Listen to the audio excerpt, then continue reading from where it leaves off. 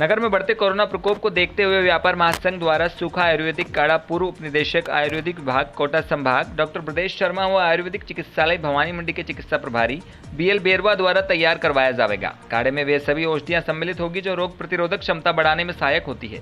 इसका वितरण दिनांक 7 अगस्त 2020 से भवानी मंडी व्यापार महासंघ द्वारा नगर में विभिन्न स्थानों पर 20 केंद्र बनाकर किया जाएगा, जिससे कि सोशल डिस्टेंसिंग की पालना भी की जा सके। प्रथम चरण में लगभग 10,000 सूखे काढ़े के पैकेट बनवाए जाएंगे, जिससे लगभग 60,000 लोग लाभान्वित होंगे। काढ़े के पैकेट पर इसमें सम्मिलित औषधियों की सूची व लेने की विधि लिखी होगी। भवानी मंडी से राहुल रावल की रिपोर्ट।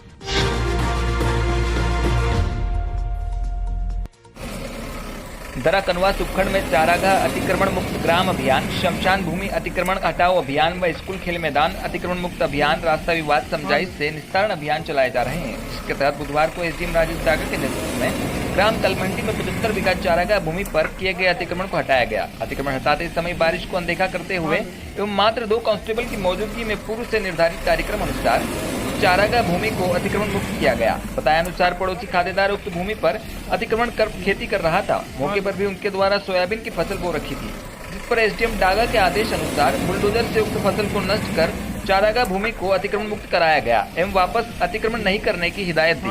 उक्त अभियान के तहत एसडीएम द्वारा अब तक उपखंड क्षेत्र कनवास में 540 बीघा चारागाह भूमि अतिक्रमण मुक्त की जा चुकी है। इस मौके पर नायब तहसीलदार सुरेश शर्मा, पटवारी मुकेश व वार्ड पंच उपस्थित थे। कनवास से ब्यूरो रिपोर्ट राहुल रावल।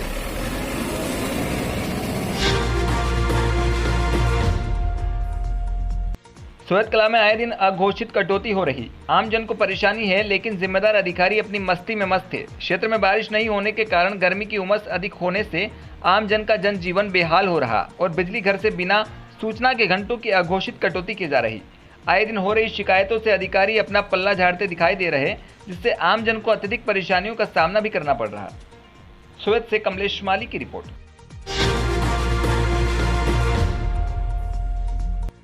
झालावाड़ जिले के गंगधार कस्बे के आदर्श कॉन्वेंट माध्यमिक विद्यालय की कक्षा 10वीं की छात्रा कौशल्या राठौर पिता रामचंद्र राठौर ने 96.33% लाकर कस्बे का नाम रोशन किया। कौशल्या के उज्जवल भविष्य की कामना करते हुए उसे बधाई व शुभकामनाएं दे रहे हैं।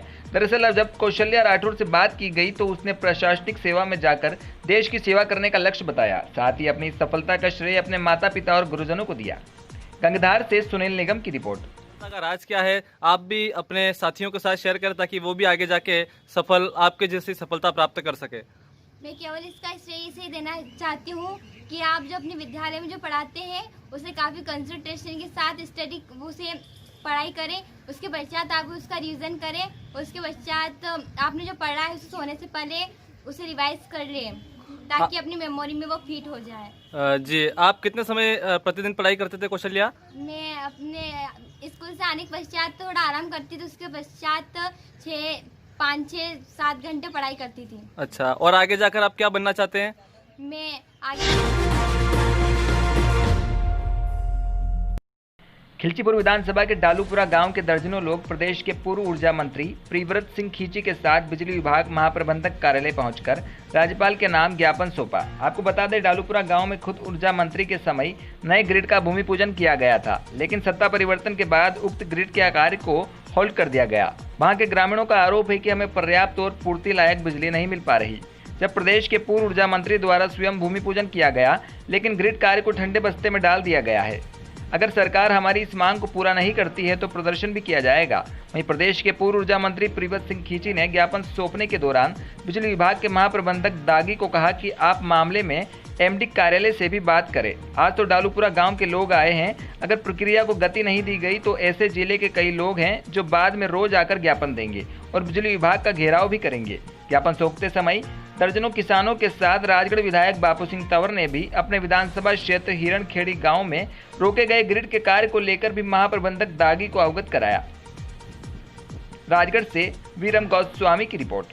दोनों यहाँ पर बात करने आए थे कि जिस प्रकार से राजगढ़ जिले में डिस्कनेक्शन किए जा रहे हैं और लोगों के गांव काटे जा रहे हैं और वसूली के लिए बेतहाशा दबाव बनाया जा रहा है, ये बिल्कुल अलोकतांत्रिक तरीके से किया जा रहा है, इसको गलत तरीके से किया जा रहा है।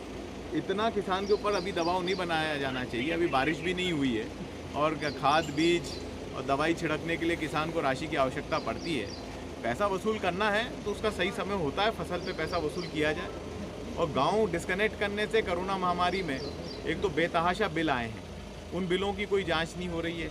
और अब तो ऑफिशियली भी बजट में उन्होंने डिक्लेयर कर दिया है कि जो बिजली हमारी सरकार जो छूट देती थी इंदिरा गृह ज्योति और अन्य तरह की, वो सारी छूटें समाप्त कर दी सरकार ने।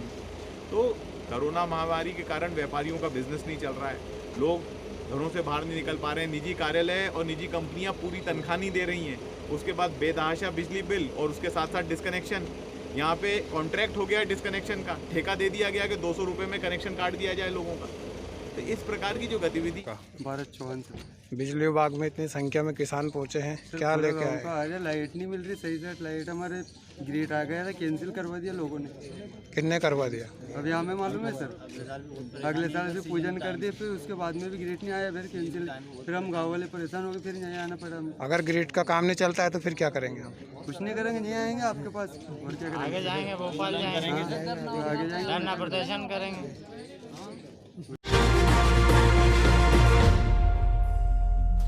जहां कई जगह दिन प्रतिदिन गौमाता की दुर्दशा हो रही है, जिसको देखते हुए कुछ संस्थानों द्वारा गौमाता की सेवा करने का बेड़ा उठाया है, जिसमें गौमाता को राहत मिलने की उम्मीद से भारतीय राष्ट्रीय गौरक्षा वाहिनी समिति द्वारा शामगढ़ नगर में उल्लेखनीय कार्य किया जा रहा है। इसमें वार्ड क्रमांक 14 रिटायर्ड कॉलोनी में एक वृद्ध बेल के फिसलने से चोट लगने के कारण सूचना मिलते ही गौरक्षा वाहिनी के अध्यक्ष पम्मी खान अपनी पूरी टीम के साथ वहां पहुंचे और स्वयं के खर्चे पर वृद्ध बेल का उपचार कराया। उनके इस कार्य की चारों ओर प्रशंसा हो रही है। शामगढ़ से पंकज नीडर की रिपोर्ट। सूचना प्राप्त हुई, वार्ड नंबर 14 रिटायर कॉलोनी के अंदर एक वृद्ध बेल फिसलकर गिर चुका था, जिसका पांव फ्रैक्चर हो चुका था। वो 15 दिन से परेशान हो रहा था। हालांकि वहाँ पर वार्डवासियों द्वारा उसकी सेवा की जा रही थी, मगर फिर भी हमारी टीम को जैसी ये बात सूचना मिली, हम तुरंत आज वहाँ पहुँचे एवं बेल को हमने गाड़ी में भरकर माधव गौशाला में पहुँचाया एवं कोरोना संकट काल के दौरान त्योहार भी फीके रहेंगे, क्योंकि जब बाजार ही नहीं खुलेंगे, राखी और मिठाइयों के लिए खरीदी ही नहीं होगी, तो ऐसे में त्योहारों का मजा कुछ फीका रहेगा। ऐसा हम नहीं बल्कि व्यापार महासंघ के पदाधिकारी कह रहे हैं। उन्होंने रात्रि 8 बजे तक और शनिवार से रविवार को बाजार खोलने की अनुमति स्थानीय प्रशासन से मांगी है। व्यापारियों की मांग है कि 3 तारीख को रक्षाबंधन का त्योहार है, उस दिन सोमवार है, इससे पूर्व शनिवार और रविवार को पूर्ण लॉकडाउन रहता है, जिससे बाजार में कोई रस नहीं रहेगा, यानी व्यापारी राखी और मिठाइयां नहीं बेच पाएंगे, जिससे उन्हें आर्थिक तंगी झेलनी पड़ेगी। व्यापार महासंघ ने इस मुद्दे पर शांति समिति की बैठक पर भी बहस की थी, लेकिन अनुविभागीय अधिकारी ने इस पर विचार करने की बात कही। जब कोई हल नहीं निकला तो व्यापार महासंघ के बैनर तले एक ज्ञापन भी दिया गया, जिसमें सुबह 8 बजे से रात्रि 8 बजे तक और शनिवार रविवार की बाजार खोलने की अनुमति मांगी हुई थी। व्यापारियों का कहना है कि हम शासन की गाइडलाइन का हमेशा से पालन करते आए हुए हैं। उन्होंने जब जैसा आदेश दिया वैसा ही पालन किया। हम शनिवार रविवार को बाजार खोलने की अनुमति मांग रहे हैं, जिससे त्योहारों में लोग खरीदारी कर सके। हम सोशल डिस्टेंसिंग का पालन पूर्णतः करेंगे। उन्होंने यह भी कहा कि शहर में क्वारंटाइन सेंटर के लिए प्रशासन ने जो हमसे अपेक्षा की थी, हमने उन्हें सहयोग भी दिया। किसी व्यापारी ने फ्रिज, कूलर और आर्थिक सहायता भी दी। अब हमारी मांग बस त्योहार को देखते हुए पूरी की जाए, लेकिन स्थानीय प्रशासन की ओर से अभी तक व्यापारियों की मांग पर कोई विचार नहीं किया गया, जिससे व्यापारियों में असंतुष्ट देखा गया। गंजबासौदा विदिशा से ब्यूरो रिपोर्ट, सौरभ सक्सेना। आज एक ज्ञापन के माध्यम से कलेक्टर महोदय को इस बात की मांग रखी है, निवेदन किया है कि शनिवार और इस हफ्ते के शनिवार और रविवार को छूट दी जाए बाज़ार खुलने की, और बाज़ार खुलने के समय को भी बढ़ाया जाए, जिससे व्यापारी और आम जनमानस भी परेशान ना हो, क्योंकि कम समय में भीड़ एकदम से आती है और उससे सोशल डिस्टेंस का उल्लंघन होता है। झालावाड़ जिले के गंगाधार पुलिस ने बड़ी कार्रवाई करते हुए 1 साल पूर्व हुए ब्लाइंड मर्डर का पर्दाफाश कर 5 आरोपियों को हिरासत में लिया। सुवासरा थाने में पिछले साल 15 जुलाई को शुभम पुत्र अशोक गुप्ता निवासी सुवासरा ने दर्ज रिपोर्ट में बताया था कि मेरे पिता 14 जुलाई को रात्रि 9 बजे खाना खाकर मोटरसाइकिल से निकले थे, जो देर रात तक नहीं लौटे। पुलिस द्वारा मोबाइल लोकेशन सर्च करने पर गंगाधार थाने के साकरिया गांव में होना पाया गया। पुलिस व परिजन साकरिया पहुंचे तो रेलवे फाटक के पास रोड से 100 फुट दूर खेत में अशोक की लाश मिली। चूंकि मामला गंगदार थाना क्षेत्र का था तो गंगदार पुलिस ने मौके पर पहुंचकर 150/19 धारा 302 में मुकदमा दर्ज कर अनुसंधान शुरू किया। मृतक अशोक के घर से घटना स्थल तक के सीसीटीवी कैमरे की फुटेज देखी और मुखबिर की सूचना पर पुलिस ने 5 मुलजिम कैलाश, कृपाल, दानिया, सागर, शंभू, कंजर निवासी मुंडला को गिरफ्तार किया और बाकी 6 अन्य मुलजिम फरार है। पूछताछ में मुलजिमों ने बताया कि अशोक गुप्ता प्रॉपर्टी डीलर को सस्ती दर सोना चांदी देने का प्रलोभन देकर बुलाया, जो मोटी रकम लेकर आया तो उसका रुपयों से भरा बैग छीन लिया, गला दबाकर हत्या कर लाश को मोटरसाइकिल पर लाद कर साकरिया लाकर फाटक के पास खेत में ले जाकर फेंक दिया। मुंह व सिर पर पत्थरों से कुचल दिया ताकि शिनाख्त न हो सके। झालावाड़ पुलिस अधीक्षक किरण किंग सिंधु, अतिरिक्त पुलिस अधीक्षक राजेश यादव व गंगदार पुलिस उप अधीक्षक ब्रजमोहन मीणा के निर्देशानुसार थाना प्रभारी कल्याण सिंह ने अपनी टीम के साथ इस कार्रवाई को अंजाम दिया। चौमेला से रमेश मोदी की रिपोर्ट।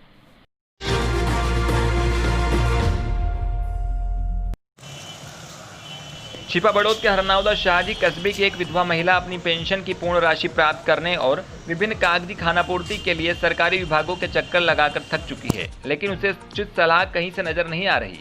जानकारी में सामने आया है कि रुक्मणी पत्नी जगदीश तहसील कार्यालय और पंचायत समिति छिपा बड़ौद में बार बार चक्कर लगाकर अपने गरीब जीवन में दर दर की ठोकरें खाने को मजबूर है, लेकिन कोई उसकी सुध लेने वाला नहीं। जहां राज्य सरकार के नुमाइंदों को अपनी सरकारी बड़ाई करते हुए देखा जा सकता है, यहां सरकारी योजनाओं को धरातल पर क्रियान्वयन नहीं हो पा रहा। महिला ने बताया कि मेरा खाता हरनावदा शाहजी SBI बैंक में खुला हुआ है। बैंक में भीड़ होने के कारण ई-मित्र BC के पास रुपये निकलाने की व्यवस्था के तहत हर माह अन्य पेंशनधारियों की तरह पहुंचती हूं, लेकिन बैंक प्रतिनिधि अंगूठा लगवाकर बताता है कि तुम्हारी पेंशन नहीं आई है। वहां से निराश होकर लौटना पड़ता है और 3-4 महीने में एक बार पेंशन की राशि मिलती है। इसी मामले के तहत बताया कि पेंशन में गड़बड़ी पंचायत समिति में ठीक होगी। वहीं ठीक कराने पहुंची तो गौरतलब है कि प्रथम दृष्टिकोण से मामला ऑनलाइन पेमेंट से जुड़ा है। वहां निरक्षर और अज्ञानता के तहत कुछ चालक और जागरूक लोग ही इन्हें जिस तरह फिट कर देते हैं उसी तरह लाभार्थी चक्कर लगाते रहते हैं। लेकिन सवाल उठता है कि पंचायत समिति की दूसरी बड़ी पंचायत और बड़े कस्बे होने के बाद भी प्रशासनिक क्षमताओं का हरनावदा शाहजी में कोई विकास नहीं है। पहली सीढ़ी पंचायत मुख्यालय पर महिला की समस्या का समाधान नहीं हुआ, तभी महिला 40 किलोमीटर का सफर तय कर छिपा बड़ौद पहुंची और यहां भी पेंशन बाबू के अवकाश पर होने के कारण निराशा हाथ लगी। छिपा बड़ौद से राजकुमार शर्मा की रिपोर्ट।